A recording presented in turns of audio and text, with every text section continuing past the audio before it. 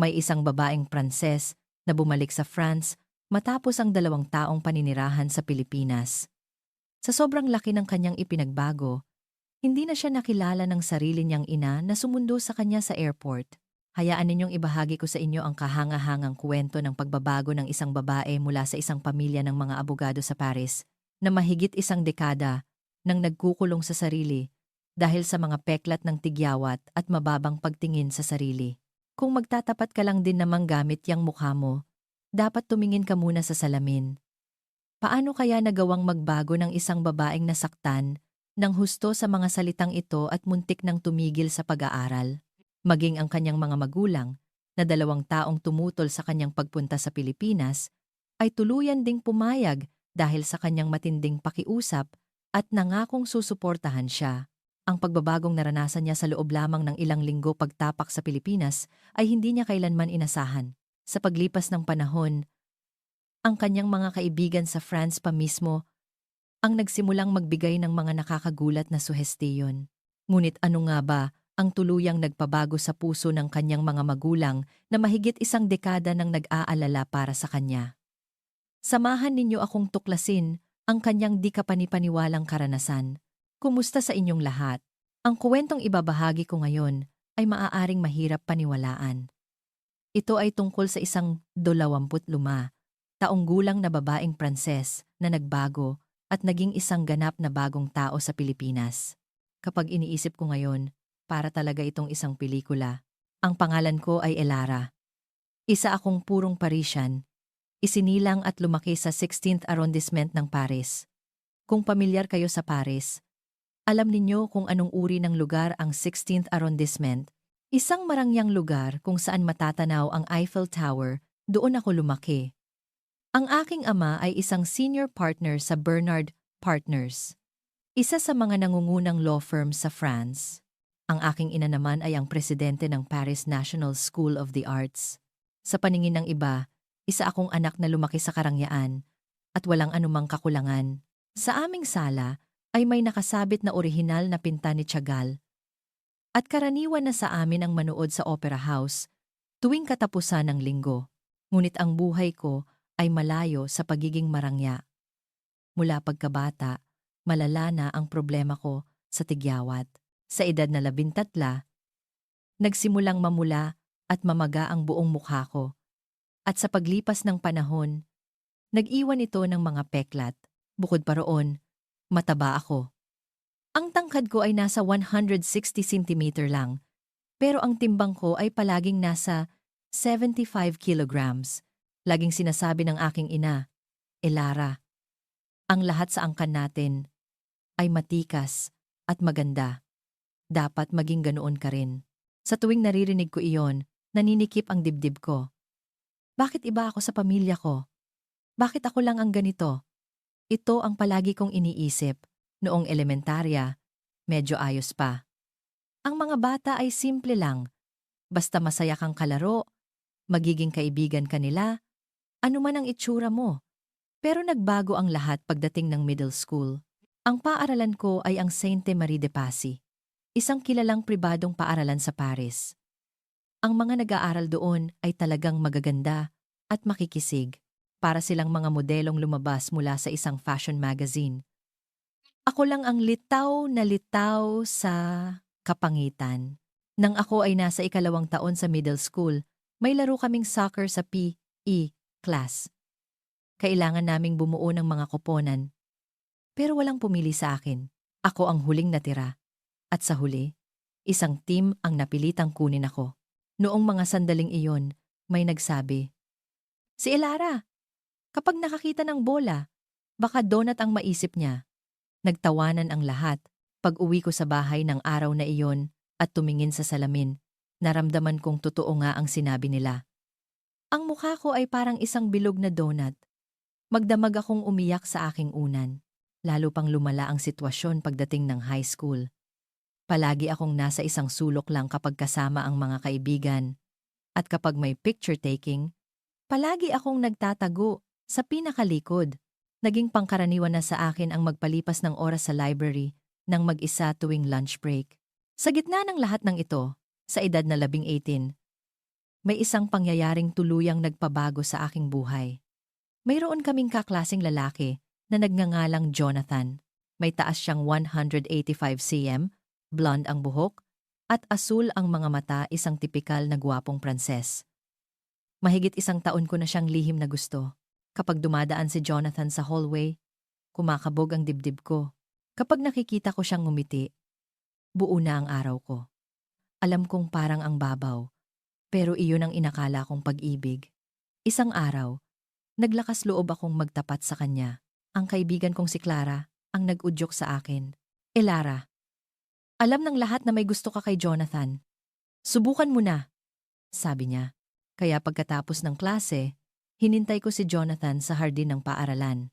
Dumating siya kasama ang kanyang mga kaibigan, sina Luke, Maxime, at Adrienne. 4 sila, nanginginig kong sinabi. Jonathan, may sasabihin ako sa'yo. Biglang nagtawanan si Jonathan at ang kanyang mga kaibigan. At sinabi ni Jonathan, Lara, ang tapang mo talaga no? Pero kung magtatapat ka lang din naman gamit yang mukha mo, dapat tumingin ka muna sa salamin. Sumigaw si Luke habang pumapalakpak. Panalo ka na, Jonathan. Ikaw na ang nanalo sa pustahan. Pustahan pala. Pinagpustahan nila kung kailan ako magtatapat. Si Maxime ay pumusta na magtatapat ako sa loob ng 1 linggo, habang si Jonathan naman ay nagsabing sa linggong ito mismo. Isa lang pala akong laruan para sa kanila. Hawak ni Adrienne ang kanyang telepono at sinabing, Naka-video to! Kailangan nating ipakita sa lahat. Ng mga sandaling iyon, namutla ako. Nanghina ang aking mga tuhod at hindi na ako makatayo. Sinubukan kong sabihing, wag, pero walang boses na lumabas sa akin. Tumakbo na lang ako palayo. Rinig na rinig ko ang tawanan nila habang papalayo ako. Pag-uwi ko ng gabing iyon at tumingin sa salamin, naramdaman kong tama si Jonathan. Isang mukhang puno ng peklat ng tigyawat at isang bilog na katawan. Isa talaga akong taong walang kahit anong dating. Simula kinabukasan, ayoko nang pumasok sa eskwela. Alam niyo ba, yung babaeng yon, nagtapat kay Jonathan, ang tapang niya no? Pero alam niyo ba kung anong sinabi ni Jonathan? Naririnig ko ang bulungan ng mga estudyante sa hallway. May isang tumawag pa sa akin na Lara Donut. Makalipas ang 1 linggo, may mas malala pang nangyari. Ang video na kinuha ni Adrienne ay naipost sa group chat ng aming paaralan. Nandoon ang lahat, ang pagtatapat ko at ang pagtanggi ni Jonathan. Ang comment section ay puno ng mga, hahaha. Grabe ang tapang. Wow, Lara. At galing mo. Jonathan, nang araw na iyon, nagkulong ako sa banyo at umiyak ng mahigit 1 oras. Habang nakatingin sa salamin, pabulong kong sinasabi, Bakit ako ganito? Bakit ako lang? Pag-uwi ko, sinabi ko sa aking ina, Ma, gusto ko nang tumigil sa pag-aaral. Nagulat siya at nagtanong, Bakit? Anong nangyari? Ikinuwento ko ang lahat tungkol kay Jonathan, sa pustahan, at sa video. Sinabi ng aking ama, Hindi mo dapat tinatakbuhan ang mga ganyan. Ganyan talaga ang mundo. Pero nakita ng aking ina ang kalagayan ko at sinabing, Siguro, mas mabuting magpahinga ka muna. Sa huli, tumigil ako sa pag-aaral. Kumuha ako ng home tutor at naghanda para sa college entrance exam. Sa loob ng 1 taong iyon, halos hindi ako lumabas ng bahay. Takot akong makipagkita sa mga tao. Sa paano man, nakapasok ako sa universidad. Nakapasa ako sa literature department ng Sorbonne University. Pero nagkulong lang ako sa aking dorm room. Bihira akong pumasok sa klase at hindi nakipagkaibigan. Buong araw lang akong nanonood ng Netflix o nag-internet shopping. Ang roommate kong si Isabel ay nag-aalala. Lara, anong nangyayari sa'yo? Tara, mag-party tayo, sabi niya. Pero tumanggi ako. Okay lang ako. Mas gusto ko lang mapag-isa. Nag-aalala na rin ang mga magulang ko. Sinabi ng aking ina, Lara, parang pumayat ka. Pero ang totoo, madalas ay hindi ako kumakain kahit 1 beses sa 1 araw. Wala akong ganang kumain. At walang lasa ang lahat para sa akin. Ipinakilala nila ako sa mga psychological counselor at dermatologist. pero tinanggihan ko silang lahat. Halos 3 taon akong namuhay ng ganoon. Isang araw, habang nanonood sa YouTube, aksidente kong nakita ang video ng isang Filipina beauty vlogger. Ang babae sa thumbnail ay may mga peklat din ng tigyawat, tulad ko, dahil sa kuryosidad. Pinindot ko ito. Hindi ko naiintindihan ang Tagalog, pero ayon sa subtitles, tungkol ito sa isang babaeng may malalang peklat na gumagamit ng mga natural na sangkap para alagaan ang kanyang balat. Pero may isang bagay sa video na iyon na talagang gumulat sa akin. Sinabi ng vlogger, "Ginagawa ko ito hindi para gumanda, kundi para maging malusog." Sa France, walang nagsabi sa akin ng ganoon. Palagi lang nilang sinasabi, "Kailangan mong gumanda. Kailangan mong pumayat. Kailangan mong alisin ang mga peklat mo." Nang gabing iyon, nagsimula akong magsaliksik tungkol sa Pilipinas. Ang kanilang pagkain, kultura, at ang kanilang pilosopiya sa kagandahan lahat ay nakakamangha. Tila mas pinahahalagahan ng mga Pilipino ang kalusugan ng katawan at isipan kaysa sa panlabas na anyo. Lalo na ang kanilang kultura sa pagkain. Mga pagkaing mayaman sa gulay, mga sabaw lahat ay tila nilikha na may pilosopiyang makabubuti sa katawan. Masarap din ang pagkain sa France, pero alam kong ang dami ng keso at butter ay hindi maganda para sa balat. Noon, biglang pumasok sa isip ko, paano kung magsimula ako sa isang lugar kung saan walang nakakakilala sa akin? Ang bansang Pilipinas ay biglang naging simbolo ng pag-asa para sa akin. Nang sabihin ko sa aking mga magulang na gusto kong pumunta sa Pilipinas, parang tumigil ang mundo. Sa aming sala, ibinaba ng aking ama ang kanyang diaryo at nagtanong, "Anong gagawin mo sa Pilipinas?" Nag-aalalang sinabi ng aking ina, "Paano ka mabubuhay doon nang hindi mo alam ang kanilang wika?" Pero sa unang pagkakataon, nagsalita ako ng may buong kumpiyansa. "Ma, pa, kung magpapatuloy ako ng ganito, tuluyan na akong masisira. Gusto kong magsimula ng panibagong buhay sa Pilipinas." Nang marinig iyon ng aking ina, napaluha siya at sinabing, "Sige, subukan mo. Tutulungan ka namin." Nag-isip sandali ang aking ama at sinabing, "Kung iyan talaga ang gusto mo, susuportahan ka namin." Noong Marso 2019, sumakay ako ng eroplano papuntang Pilipinas. Hindi ko malilimutan ang pakiramdam noong lumapag ako sa Ninoy Aquino International Airport. Mula pa lang sa airport, mayroon ng kakaiba. Hindi nakatingin sa akin ang mga tao. Sa France, halos walang gustong tumingin sa mukha ko, pero naramdaman kong maaaring maging iba sa Pilipinas. Una akong nanirahan sa isang magarang condominium sa Bonifacio Global City, BGC, Taguig. Sinabi ng mga magulang ko na dapat akong tumira sa isang ligtas at malinis na lugar. Kaya, kumuha sila ng isang unit na may sukat na 50 square meters para sa akin. Ang upa pa lang ay mahigit 12,000 na, pero sinabi ng mga magulang ko, "Huwag mong alalahanin ang pera. Gawin mo kung ano ang gusto mo." Hindi naging madali ang buhay sa Pilipinas. Napakahirap ng wikang Tagalog. Kahit ang pagbili sa isang convenience store ay isang malaking hamon. Nang sinubukan kong sabihin, "Magkano po ito?" ang nasabi ko ay, "Magkano?" To, mabait naman ang tindera at ipinakita sa akin ang presyo gamit ang calculator. Ngunit ang tunay na pagbabago ay nagsimula sa pagkain. Sa France, sanay akong kumain ng croissant na may makapal na butter at mga pagkaing may keso. Sa Pilipinas, nagsimula akong kumain ng sinigang, mga pagkaing gulay at kanin. Ang unang pagkaing sinubukan ko ay sinigang na baboy. Nag-order ako sa isang Pilipinong restaurant malapit sa aking kondo. Nang ihain ito, may kakaibang asim na amoy na umalingasaw mula sa mangkok. Paano ito kinakain? Naisip ko, habang sumusubo ako. Sa unang tikim, ang matinding asim at kakaibang lasa ay nagpatigil sa mundo ko. Halos masuka ako sa gulat, ngunit sa di malamang dahilan. Gusto ko pang sumubo ulit. Ang lalim ng lasa mula sa gabi, ang asim ng sampalok, at ang pagkaalat ng patis ay talagang nakakaadik. Ang mga pagkaing gulay ay bago rin sa akin. Ang adobong kangkong ay may perpektong timpla ng toyo at suka, habang ang ensaladang talong naman ay may sariwang lasa.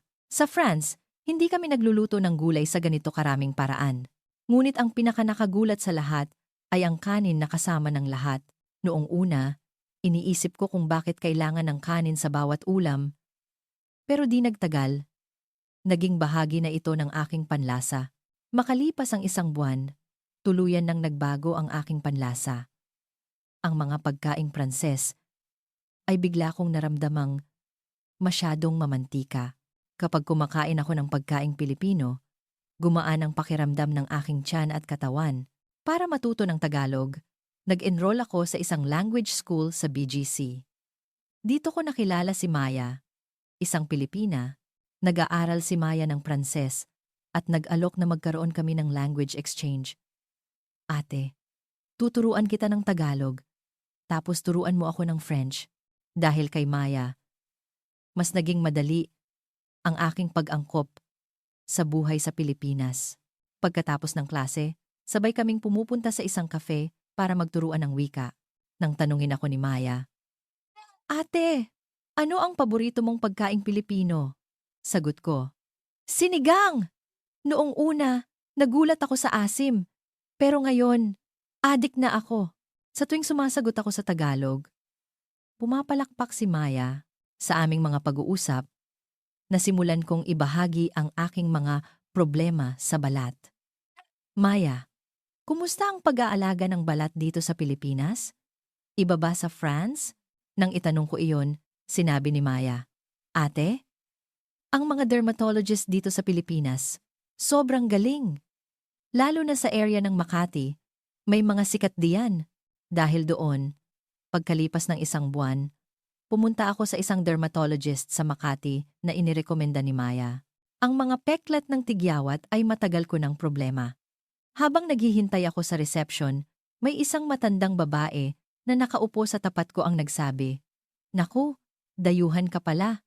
May problema ka sa balat mo, no?" At idinagdag niya, "Ang doktor dito, iba sa lahat. Hindi lang balat ang tinitingnan niya, kundi pati puso." Dumating na ang pagkakataon ko.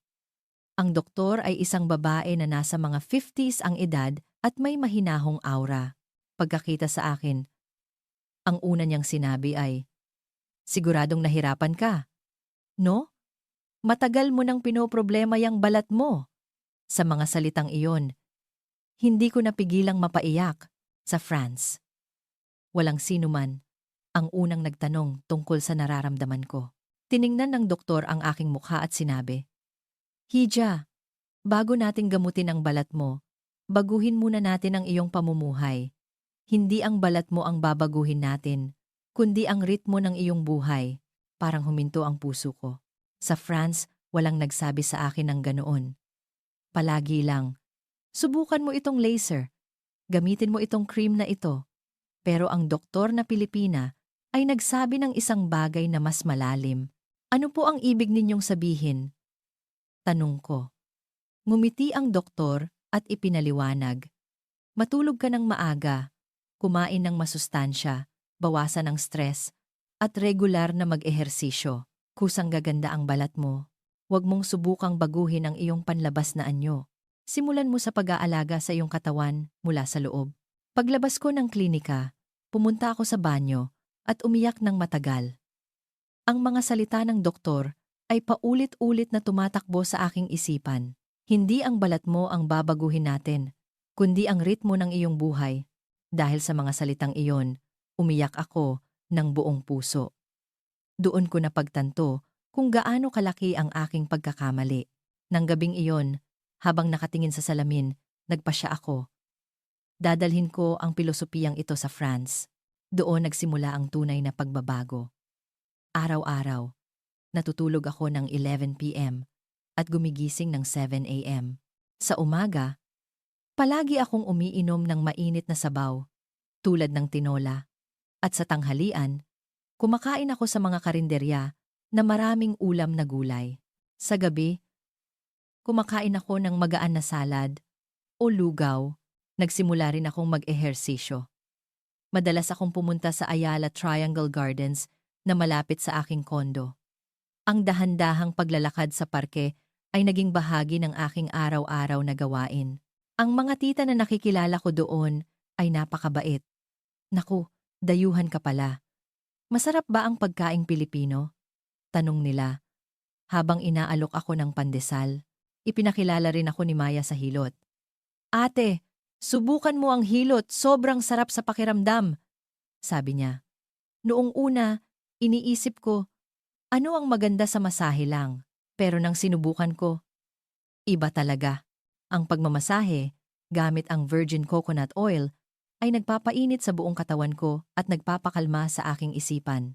Nagbago rin ang aking skincare routine. Sa France, gumagamit ako ng maraming mamahaling produkto. Sa Pilipinas, naging simple ito. Naglilinis ako ng mukha gamit ang cleansing oil at toner, serum at cream na lang ang ginagamit ko. Sa halip, 2 beses sa isang linggo, gumagamit ako ng papaya mask o aloe vera. Pagkalipas ng 3 buwan, nagsimulang makita ang mga pagbabago. Una, luminawag ang kulay ng aking balat. Nabawasan ang aking mga tigyawat at parang lumiit ang aking mukha. Ang timbang ko ay bumaba mula 75 kilograms patungong 68 kilogram. Noong mga panahong iyon, nagsimula akong mag-Instagram.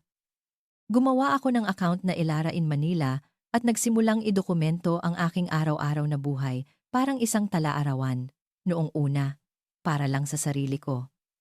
Kumain ako ng sinigang ngayon. Naglakad-lakad ako sa Ayala Triangle Gardens. Mga simpleng bagay lang na pinopost ko sa French at English. Ngunit ang reaksyon ay mas maganda kaysa sa inaasahan ko. Nag-comment ang mga kaibigan ko sa France, Elara, parang nag-iba ka at nagsimulang i-follow ako ng mga tao mula sa iba't ibang panig ng mundo.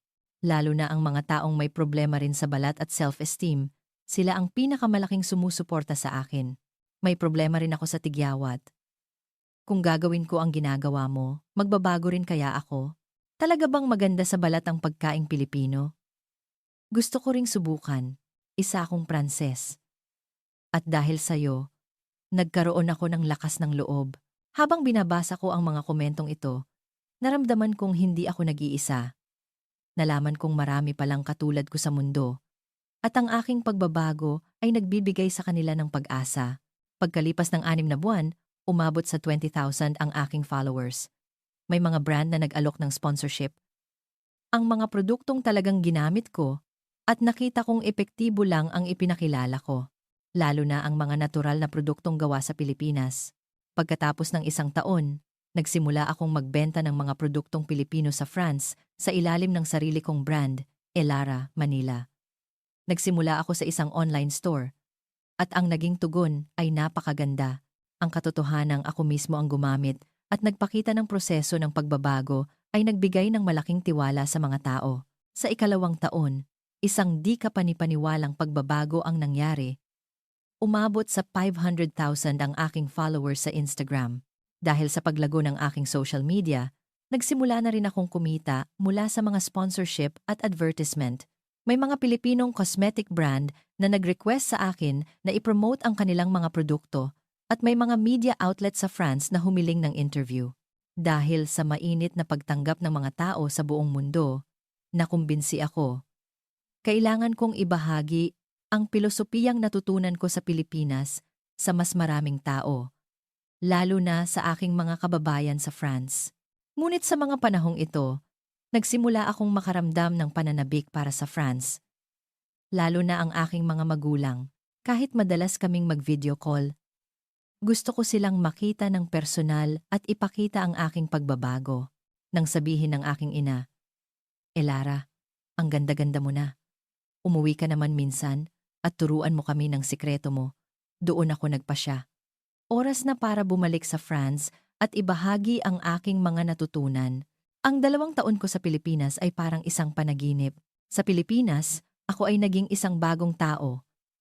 At ngayon, gusto kong dalhin ang pagbabagong iyon sa France. Paano kaya tatanggapin ng mga taga-France ang aking pagbabago? At ano kaya ang magiging reaksyon ng mga taong nang-api sa akin? Sa wakas, dumating na ang araw ng aking pag-uwi. Dala ang lahat ng aking natutunan sa Pilipinas, bumalik ako sa aking bayan na may halong kaba at pananabik. Sa NAIA, Habang pasakay ng eroplano papuntang Paris, binalikan ko ang aking mga huling sandali sa Pilipinas. Hinatid ako ni Maya sa airport. Ate, kahit nasa France ka na, huwag mong kalimutan ang sinigang ha? Sabi niya, habang umiiyak. Hindi ko rin napigilang maluha. Ang Pilipinas ay hindi lang isang lugar na tinirhan ko. Ito ang bansang nagbigay sa akin ng bagong buhay. Pagkatapos ng 12 oras na biyahe, dumating ako sa Charles de Gaulle Airport. Paglabas ko sa lobby, nakita ko ang aking ina. Ngunit ang kanyang reaksyon ay talagang nakakagulat. Tumingin siya sa akin, natigilan, at tulala lang na nakatayo. Ikaw ba si Elara? Maingat niyang tanong. Ngumiti ako at sumagot. Ako nga po, ma. Biglang napaiyak ang aking ina. Elara anak? Pasensya na. Hindi kita nakilala dahil sobrang ganda mo na. Nang marinig ko iyon, halo-halong emosyon ang naramdaman ko. Masaya, pero medyo malungkot. Sa reaksyon ng aking ina, malinaw kong nakita kung gaano kalaki ang aking ipinagbago. Sa kotse pa uwi, walang tigil ang tingin sa akin ng aking ina. Hindi ka pani-paniwala. Hindi ko akalaing magbabago ka ng ganito. Ang kinis ng balat mo, pumayat ka, at higit sa lahat, mukha kang mas may tiwala sa sarili. Pagdating namin sa aming bahay sa 16th Arrondissement, kakaiba ang pakiramdam. Walang nagbago sa bahay. Pero ako, ibang-iba na. Maging ang aking kwarto ay ganoon pa rin. Pero pagtingin ko sa salamin, ibang tao na ang nakikita ko. Pag-uwi ng aking ama mula sa trabaho, labis din siyang nagulat. Ito ba talaga ang anak ko? Anong ginawa mo sa Pilipinas? Tanong niya, puno ng pagtataka. Nang gabing iyon sa hapunan, ikinuwento ko ang aking mga karanasan sa Pilipinas, ang sinigang, ang mga gulay, ang hilot, at ang mga salita ng dermatologist. Teka, Elara, totoo bang mahigit 500,000 na ang followers mo sa Instagram? Tanong ng aking ama. Sa totoo lang, hindi sila makapaniwala na kumikita ako sa social media. Ngunit nang ipakita ko ang aking account at ipaliwanag ang kita mula sa sponsorships at product sales, labis silang namangha. Ilang araw ang lumipas, dumating ang sandaling hinihintay ko. Tumawag ang dati kong kaibigan sa high school, si Clara. Lara, nakauwi ka na pala. Magkita tayo. Nagkasundo kaming magkita sa isang cafe sa Champs, Élysées. Sinadya kong isuot ang estilo ng pananamit na nakasanayan ko sa Pilipinas. Simpleng damit, pantalon, at natural na makeup. Pagpasok ko sa cafe, hindi ako napansin ni Clara. Ako pa ang unang kumaway at tumawag, Clara.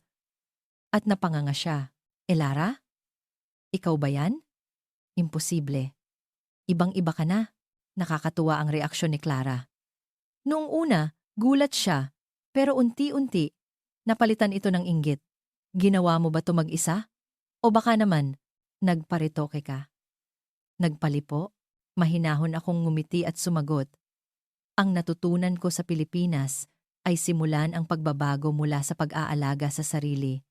Hindi mula sa labas, kundi mula sa loob. Anong ibig mong sabihin?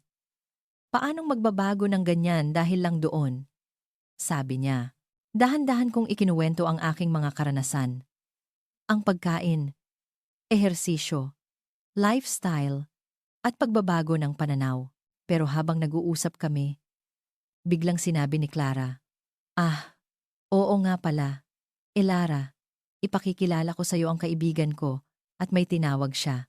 May kasama pala siya. Jean-Pierre, halika rito.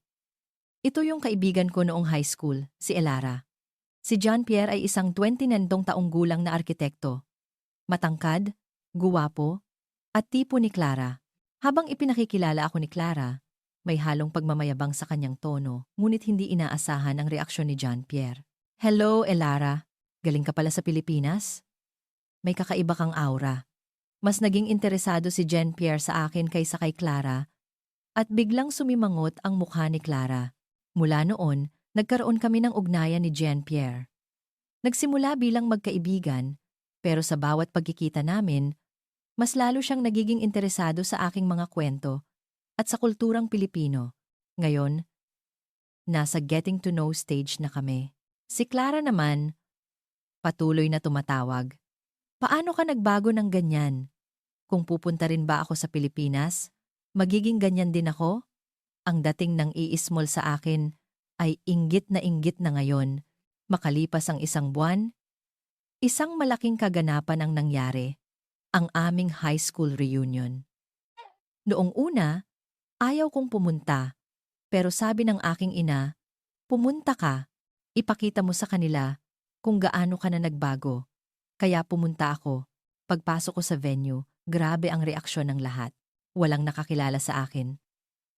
Maging si Jonathan, nang makita ako, ay nagtanong, "Excuse me, kayo po ba ang bagong teacher?" "Jonathan, ako to." Si Elara. Hindi ko malilimutan ang itsura ni Jonathan. Gulat na gulat siyang nagtanong, "Elara, ikaw ba talaga yan?" Nang gabing iyon, lahat ay lumapit sa akin. "Elara, paano ka nagbago ng ganyan? Anong ginawa mo sa Pilipinas? Share mo naman ang sikreto mo." Maging si Jonathan ay paligid-ligid sa akin. Sinusubukang makipag-usap pero hindi na ako kinikilig sa kanya. Sa halip, naisip ko, bakit parang ang babaw ng taong ito? Doon ko napagtanto. Hindi lang ang panlabas kong anyo ang nagbago. Pati ang aking puso, isipan, at mga pinahahalagahan ay nagbago na rin. Ilang buwan ang lumipas, sa tulong ng aking mga magulang, nagbukas ako ng isang physical store sa Paris, ang Elara, Manila. Tinulungan ako ng aking ama sa mga legal na proseso. At ang aking ina naman ang nagbigay ng payo sa interior design. Sabi nila, kung ano ang gusto mong gawin, susuportahan ka namin. At tinulungan nila ako sa puhunan. Ito ay isang espasyo kung saan ipinakikilala ko ang filosofiya at mga produkto ng Filipino beauty na natutunan ko.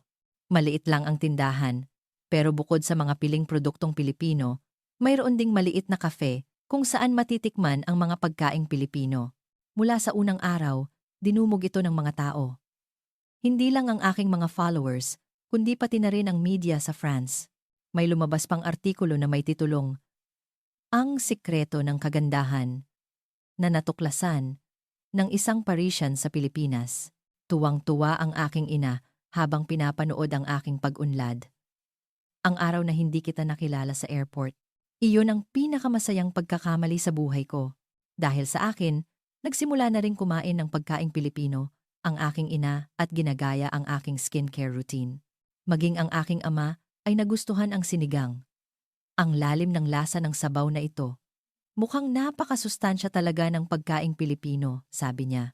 Ngayon, ang aking tindahan ay isa ng kilalang destinasyon para sa Filipino beauty sa Paris.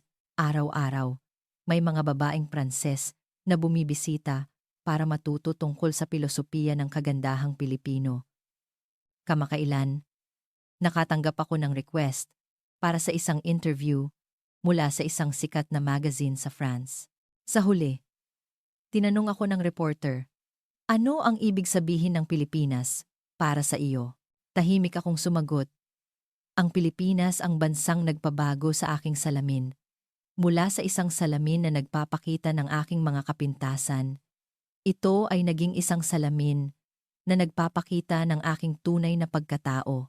Pagkatapos ng interview, umuwi ako at nakipag-usap sa aking ina habang nagkakape. Hinawakan niya ng mahigpit ang aking kamay at sinabing, Elara, ang mga peklat pala ay hindi dapat itinatago, kundi pinapalago. Pinatunayan mo yan. Ngayon, tunay na akong masaya. Maayos ang relasyon namin ni Jean-Pierre at matagumpay ang aking negosyo. Higit sa lahat, natutunan ko ng mahalin ang aking sarili. Ang pag-aaruga sa sarili na natutunan ko sa Pilipinas ang tuluyang nagpabago sa aking buhay. Minsan, kapag nakikita ko si Jonathan o ang mga dati kong kaibigan, sa mga pagkakataong iyon, lalo kong nararamdaman kung gaano kahalaga ang panahong ginugol ko sa Pilipinas. Hanggang ngayon, araw-araw pa rin akong kumakain ng mga pagkaing Pilipino, umiinom ng sabaw, at nagre-relax. At higit sa lahat, habang nakatingin sa salamin, sinasabi ko sa aking sarili, ang aking tindahan ay patuloy na lumalago. Ang isa sa mga pinaka-hindi ko malilimutang customer ay si Marie, isang babae na nasa 30s ang edad at may malalang problema sa tigyawat. Totoo po bang gaganda ang balat ko kung kakain lang ako ng pagkaing Pilipino? Tanong niya. Ikinuwento ko sa kanya ang lahat. Pagkalipas ng isang buwan, bumalik siya at kitang-kita ang pagbabago. Lara, binago mo ang buhay ko, sabi niya habang umiiyak. Kamakailan, dumating sa tindahan ang isa sa mga nambuli sa akin noon, si Sophie. Hindi niya ako nakilala noong una. Nang magpakilala ako, labis siyang nagulat. Lara, grabe, ang galing mo naman. May negosyo ka pang ganito, sabi niya, puno ng inggit. Ngayon, isa na siyang regular na customer. Ang panayam sa akin sa magazine ay nagdulot ng mas maraming customer, lalo na ang mga kabataang babae na may mababang self-esteem. Isang araw, may isang 16 so taong gulang na dalagita na ayaw nang pumasok dahil sa kanyang mga tigyawat. Ikinuwento ko sa kanya ang aking nakaraan. Ganyan din ako dati, pero tingnan mo ako ngayon. Kaya mo rin yan. Ngayon, linggo-linggo siyang bumibisita sa tindahan. Lalong lumalim ang relasyon namin ni John Pierre. Ang ginagawa mo ay nagbibigay ng pag-asa sa maraming tao, sabi niya. Isang gabi, habang naglalakad kami sa tabi ng Seine River, sinabi niya, gusto kong makita ang Pilipinas. Kasama ka. Noong unang anibersaryo ng tindahan, isang espesyal na customer ang dumating si Jonathan. Nahihiya siyang pumasok. Lara, ang galing mo, sabi niya. May produkto ba kayo para sa lalaki? Ngumiti ako at tinulungan siya. Jonathan, ang nangyari noon ay nakaraan na. Dahil doon, naging ako ito ngayon. Humingi siya ng tawad at sa sandaling iyon, naramdaman kong malaya na ako sa sakit ng nakaraan. Naaalala ko ang sinabi ng aking ina. Ang natutunan mo sa Pilipinas ay hindi lang paraan para gumanda, kundi paraan para mahalin ang sarili. Marami rin akong natutunan. Naaalala ko ang sinabi ng aking ina. Ngayon, tunay na akong masaya. Sana ang kuwento ko ay makatulong sa iba. Nais kong malaman ng lahat na posibleng magbago at matagpuan ang sariling kagandahan. Tulad ng natutunan ko sa Pilipinas, ang pagbabago ay nagsisimula hindi sa labas kundi sa loob. Hanggang dito na lang ang aking kuwento. Kung nagustuhan ninyo, huwag kalimutang mag-subscribe at i-like ang channel.